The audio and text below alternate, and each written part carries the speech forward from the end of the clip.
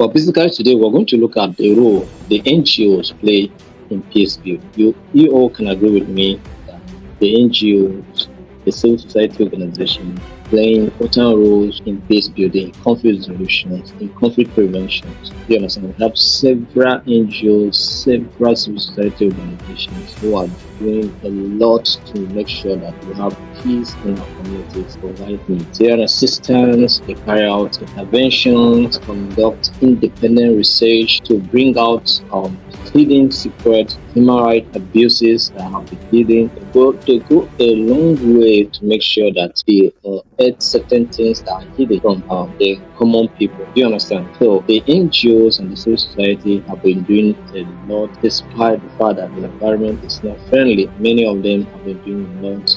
Then globally, we have different international organizations, non-governmental organizations that are doing a lot. Do you understand? Civil society organizations are doing a lot. Some of them are not just domiciled in their own home country alone. They are operating in several countries. Take for instance, Save the Children. Save the Children is operating in almost all the countries around the world. Talk about Doctors Without Borders, operating in several countries. Talk about the Red Cross. They are operating in several countries. Do you understand? So, so many NGOs, so many organizations are operating in several countries. And what are they doing? Intervention, humanitarian activities, humanitarian services, conflict resolution, reconstruction, trauma, healings, and all of that. So different NGOs with different specializations, different area of interest. Some of them in education. You understand? So we have several of them there doing a lot of things to make sure that our communities experience peace and people who are affected as a result of war receive help, receive assistance to recover, right? So this is what the NGOs and the civil society organizations are doing. So you also have the capacity to do something. And even if you are a civil servant, where you are serving your organization, there are also challenges. At the end of the day, maybe you can start a consultancy firm, you can start a civil society organization. You understand? If you are a security person, we can certify you as a certified peace and security consultant when you want to become a member of the institute. So when you retire from your office, you can be a consultant, provide consultancy in the area of security. So it has a lot of involves takes a lot to contribute to make our society beautiful. But understand that it's a matter of sacrifice. Like these NGOs also do it because they are non-profit. And you can see what I'm doing here is a sacrifice, right? Nobody's paying me for it, but I'm doing it. And every day we are doing it. Why? Because I just want to impact society in the best way I can. You understand? So that is just it. So because if it's money that I'm looking for, maybe I would have monetized this training so that you pay me. You understand? And then I will get money. So I'll forget about other stuff. You understand? Because it's just more than money. It's more than money. And beyond it, it's beyond money. Passion that we have our countries, to make our countries beautiful and peaceful, to live and feel this. Because when I see kidnapping, when I see news of killings, when I see news of conflict, it breaks my heart. Do you understand? I'm not always comfortable seeing those sites, witnessing things like that. So for me, this is the best way I can contribute to make beautiful. And if eventually we have money to also reach out to community people, reach out to them to make sure that they also receive help. They also use that avenue to also teach them something and also empower them with skills, because this is not just what we can do alone. We have other things that we can do, like vocational skills, right? That we can organize and train community people how they can earn a living, because that is the only way we can reduce peace. We can reduce conflict.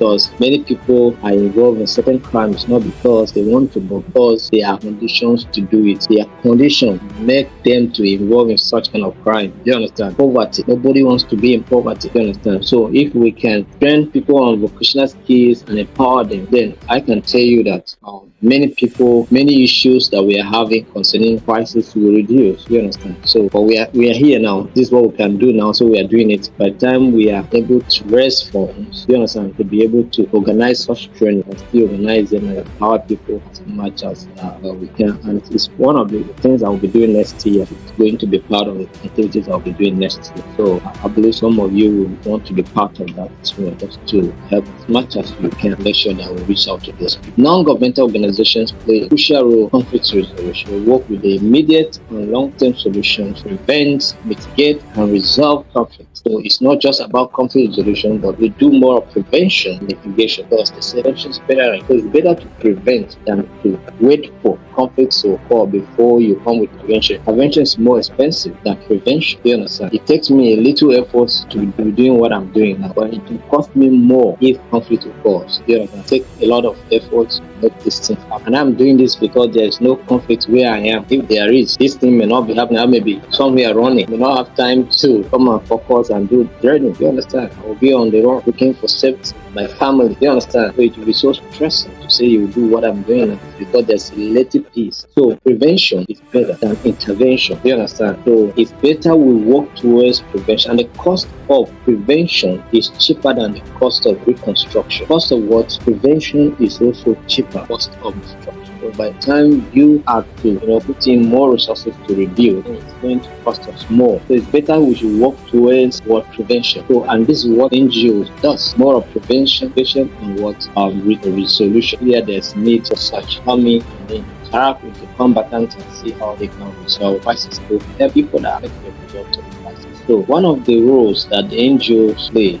is the role of mediation and dialogue. They come in as a neutral body, as a neutral third party. They facilitate conversation, they facilitate mediation, make sure that the putting parties come to an agreement, come to an understanding. Because times people fight because they lack understanding of what is their concern, or they fight as a result of misunderstanding. So you give them dialogue and get to know more about themselves and why they are in the situation where they are. So it will help them to resolve their conflict better. So that is what it is. So NGOs facilitate this kind of conversation. Come in and then bring the disputing parties together and see how they can start the path of peace. So NGOs often act as neutral third parties that facilitate dialogue between conflicting parties. Their perceived impartiality allows them to mediate dispute and build trust among groups. So if you invite the Institute of Global Peace to come and intervene in your matter, or the Institute of Global Peace and Management decide to intervene in your matter, like I say, next year is going to be more of field work than office.